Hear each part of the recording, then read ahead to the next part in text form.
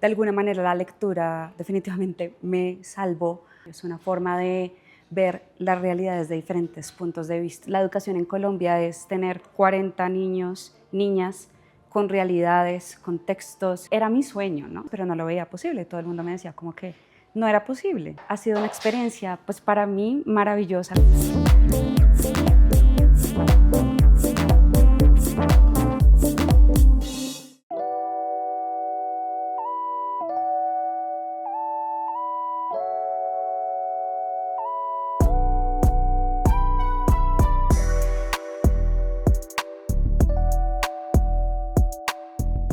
Hola, mi nombre es Lina Ríos, promotora de lectura, creadora de contenido literario. Soy licenciada en Ciencias Sociales de profesión y actualmente me dedico totalmente a la literatura.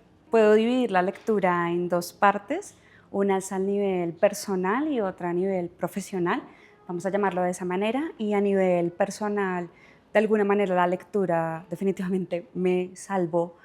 No solo como un libro o un autor o autora que yo haya leído en específico, sino que la literatura me mostró otro camino que yo podía tomar, diferente a lo que se supone que yo debía hacer por el lugar de donde vengo, por la familia con la que crecí y demás. Entonces fue como otra posibilidad de vida, o eso significa para mí, yo siempre lo digo, la literatura me salvó. Y a nivel profesional, creo que me da como una perspectiva para ver las realidades de diferentes formas, desde diferentes puntos de vista y un poco huir de las certezas. Digamos que yo he escuchado como mucho esto acerca de que la lectura para algunas personas es una forma de evadir la realidad y creo que a mí me pasa todo lo contrario, es una forma de ver las realidades de diferentes puntos de vista y eso me parece súper valioso, sobre todo en la actualidad donde parece que nos tenemos que casar con verdades, donde todo debe ser absolutamente objetivo y ya, como que diferentes verdades no pueden convivir en una sola. La literatura me da las posibilidades.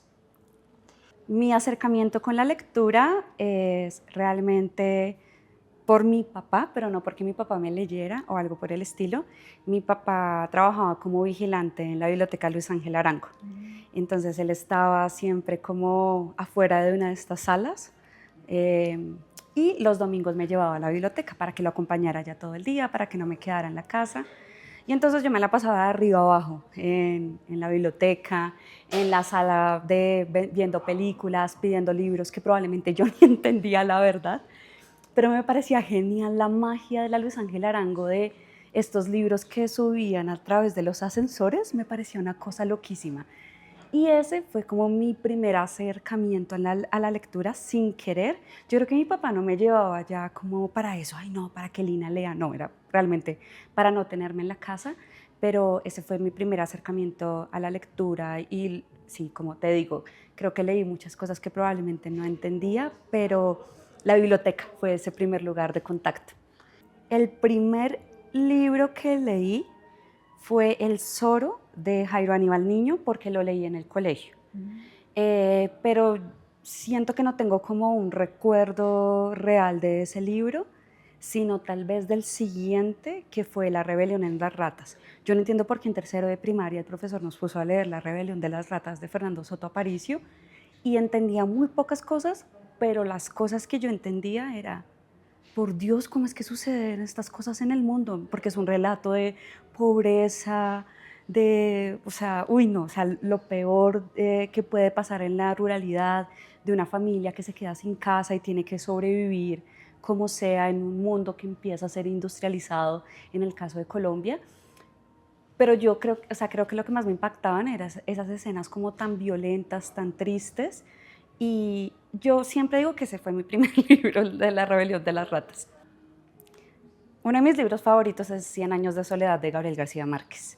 O sea, siento que ese libro cambió mi perspectiva de ver la literatura, un antes y un después, y también lo creo fundamental, no solo por, ay, hay que leer a Gabriel García Márquez, ¿no? Como este padre de la literatura colombiana, ¿no? Sino por la forma de contar una historia, la forma de narrar, esta historia que parece como tan del Caribe, pero de alguna manera es la historia de todas las familias colombianas, y no solamente las familias colombianas, sino de nuestro proceso histórico. y también porque con esta forma de narrar de Gabo, yo me di cuenta que no hace falta como el realismo absoluto para contar algo, sino que se puede, o sea, tomando como otros recursos desde la poética y demás. Entonces creo que Cien años de soledad de Gabriel García Márquez. Otro libro es Orgullo y prejuicio de Jane Austen, porque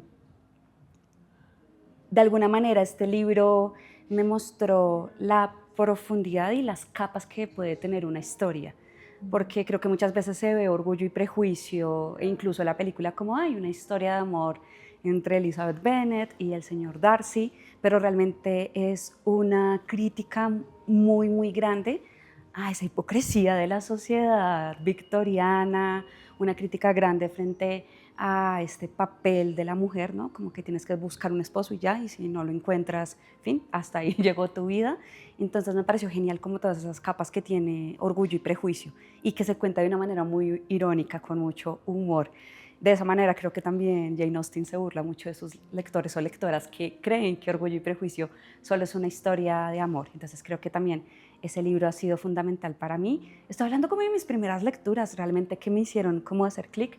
Y otro autor muy importante es Ernesto Sabato, con Sobre héroes y tumbas. Uf, es una novela que me encanta, todo, la historia, la poética, la filosofía que hay dentro de Sobre héroes y tumbas. Entonces yo creo que esos tres libros son fundamentales. O sea, actualmente tengo otros libros favoritos que son como de escritoras y demás que he podido leer en los últimos años, pero esos para mí son como fundamentales.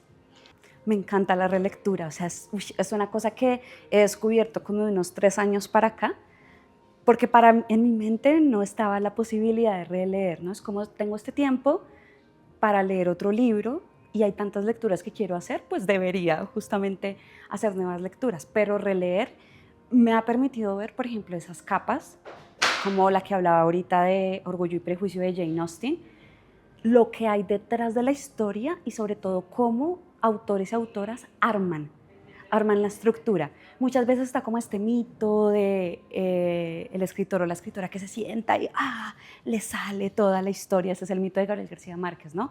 Y cuando tú relees, yo creo que tú puedes ver justamente cuál es la arquitectura detrás de un cuento, detrás de una novela. Entonces la relectura me ha permitido ver eso, como agudizar la mirada y sobre todo detenerme. Creo que es muy importante porque actualmente no nos permiten contemplar, detenernos, sino rápido, rápido, ser productivo y demás. Entonces creo que es una forma de estudiar también ciertas obras, pero también como de hacer resistencia a ese tema de todo el tiempo ser productivo. Entonces me encanta la relectura, realmente. Bueno, mis autoras preferidas en la actualidad, Clarice Lispector.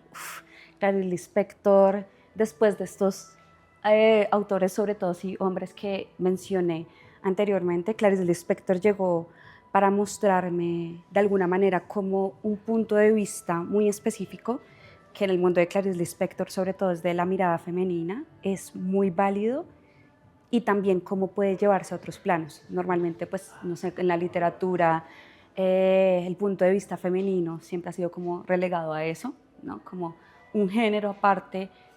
Y Clarice Lispector muestra a uno la importancia, lo universal que puede ser y cómo también puede combinarse este punto de vista con otros aspectos más filosóficos, sí, que tienen que ver más con preguntas acerca de qué es la verdad, qué es la realidad, qué es el ser. Uy, a mí Clarice Lispector me parece una locura. Otra escritora que me encanta es Mónica Ojeda. Siento que Mónica Ojeda va a pasar como a la posteridad. Siento que tiene una forma de narrar muy fresca, muy nueva, que se ocupa de esas cosas que no se cuentan normalmente o que no se consideran poéticas. Por más visceral que sean estas narraciones de Mónica, siempre hay una poesía y no sé, unas imágenes tan bellas. Entonces siento que es una de mis autoras favoritas actualmente. Rosario Castellanos me parece magnífica, es una cosa de verdad que yo digo, uff, qué mujer para narrar, y escribió de todo, poesía, cuento, novela, y fue una de esas primeras escritoras en ver al otro no como el otro, algo que está allá, sino que pues normalmente ella decía que no le gustaba que dijeran que escribía literatura indigenista, que ella decía, no es mi papel, yo escribo sobre lo que observo y lo que a mí me preocupa, pero es una de esas primeras escritoras que se va a preocupar por hablar del otro y no desde allá, sino como de darle un lugar sin querer rescatar, sin querer ser una salvadora, no. Entonces me parece genial Rosario Castellanos y una de mis autoras favoritas pues es Idea Vilariño, poeta uruguaya y me encanta en Idea Vilariño, por ejemplo, esta forma que tiene de sintetizar, de crear imágenes hermosas con palabras que parecen sencillas y que son como muy de la cotidianidad. Estas autoras me encantan, son de mis favoritas. Yo no sé si tengo un género favorito. O sea, a mí me gusta leer mucha literatura en general. Actualmente estoy muy interesada por el terror social. Creo que también tiene que ver con lo que se está escribiendo actualmente en Latinoamérica. Es un género que me interesa mucho. En sí, no sé, no un género específico, pero me gusta mucho la literatura latinoamericana. O sea, y todo lo que se pueda desprender de ahí. No sé, realismo, terror, gótico, algunos toques del fantástico, todo eso me interesa mucho, como muy de acá.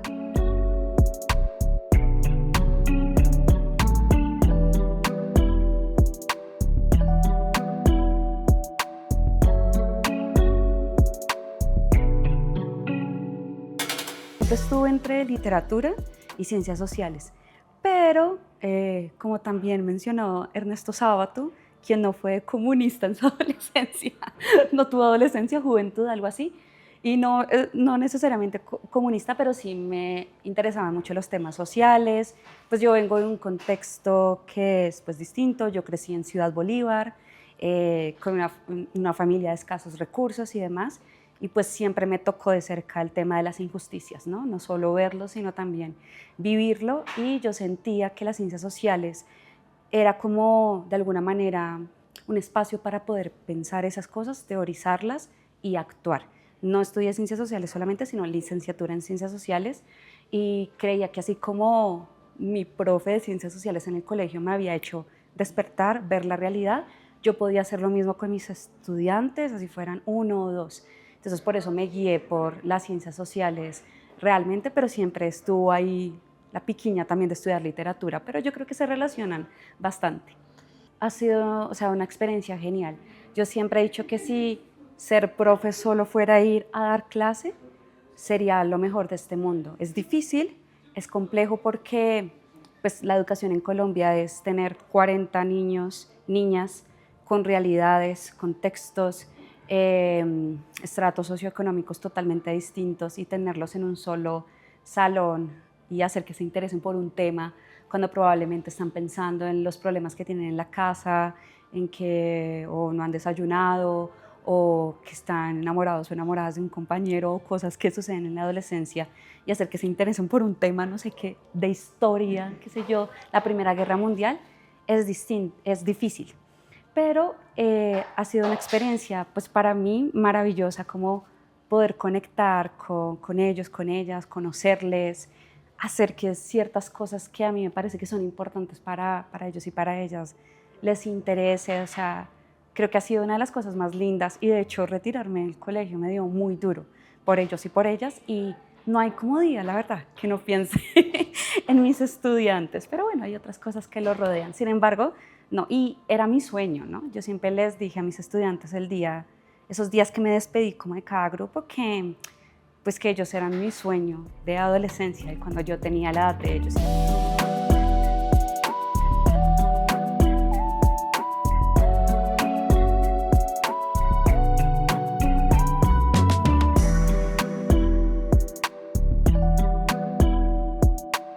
Lina Escribe nace por como una necesidad de poder compartir mi mundo más académico y de la lectura con otras personas, porque en ese momento yo recién me había graduado de la universidad, me tocó irme a trabajar, a ayudar a mi papá.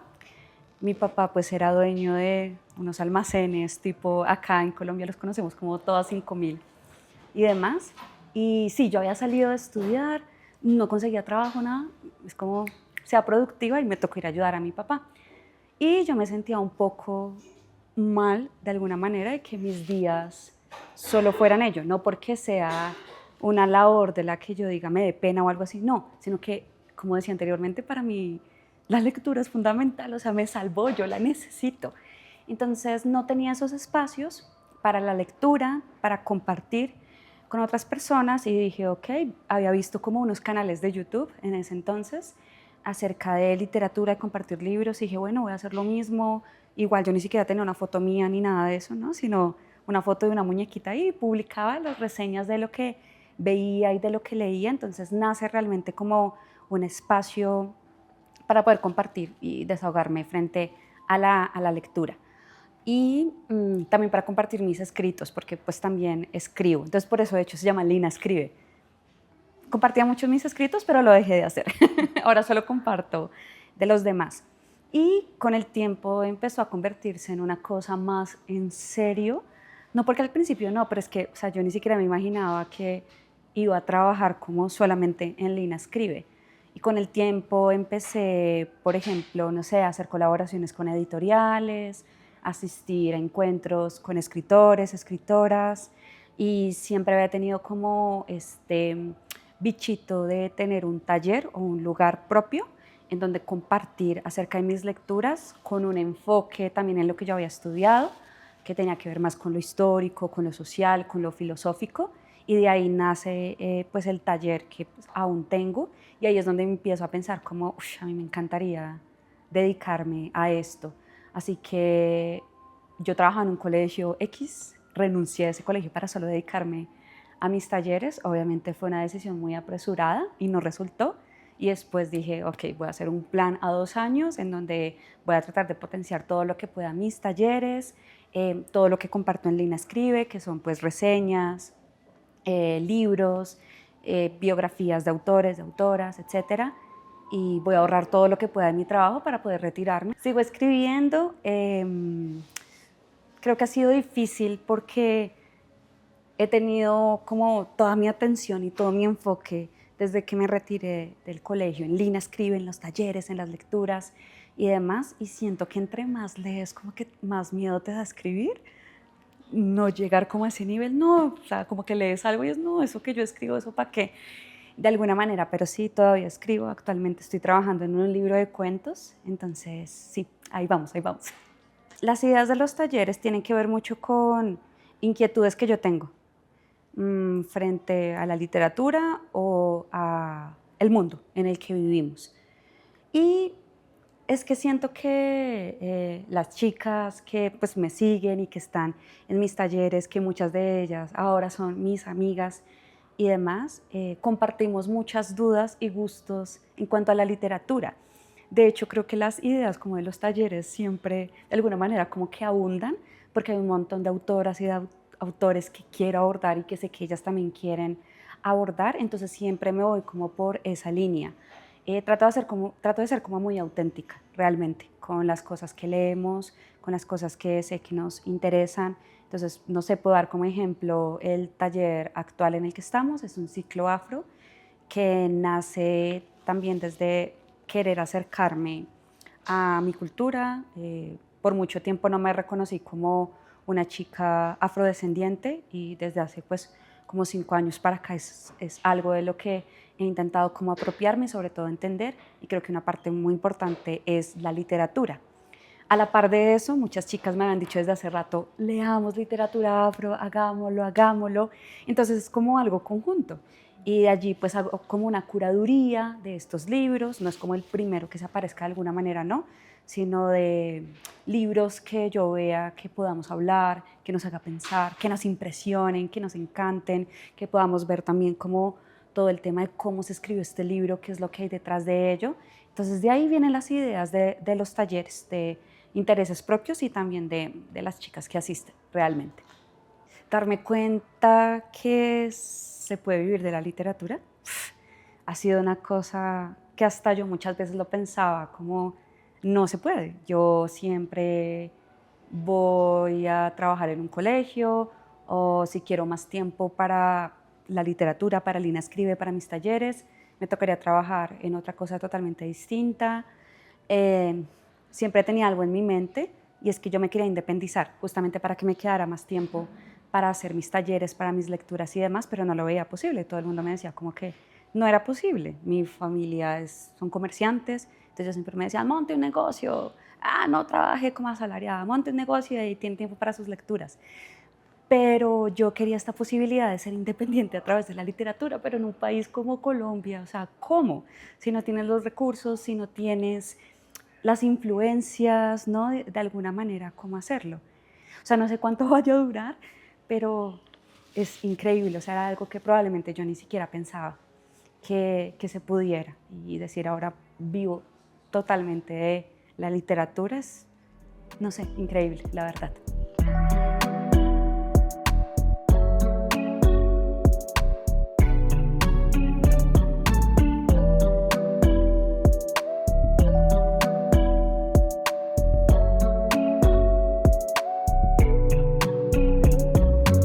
Yo creo que dos cosas. Uno, tener libros cerca.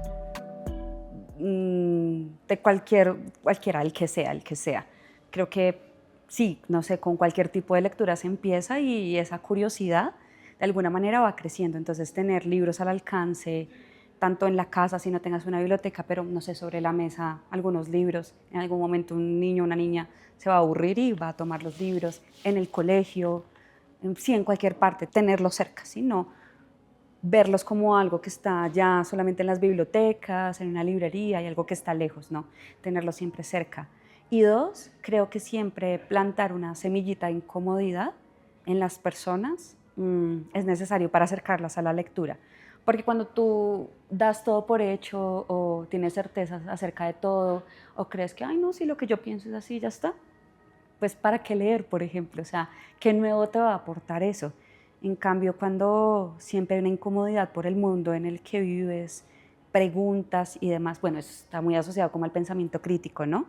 Creo que ahí siempre va a haber un espacio para la lectura, para querer saber más. Recomiendo Beloved. Normalmente siempre nos dicen, o es lo que yo siempre había escuchado de Beloved, no, ese libro es súper difícil, ese libro de Tony, no, eso es muy confuso, es maravilloso. O sea, creo que si de alguna manera te quieres acercar a la literatura afro o a la historia afro o sientes alguna incomodidad por la injusticia social o el racismo y todo ese tipo de cosas, o sea, Beloved es maravilloso, no solo por esta temática que es muy social, sino por cómo está escrito, o sea, de verdad, esta mujer es una genialidad, o sea, maravilloso, de verdad, léanselo. Me pueden encontrar sobre todo en Instagram como @linaescribe. Allá pues está todo lo que publico, están todos mis talleres, todos los días estoy subiendo cosas nuevas.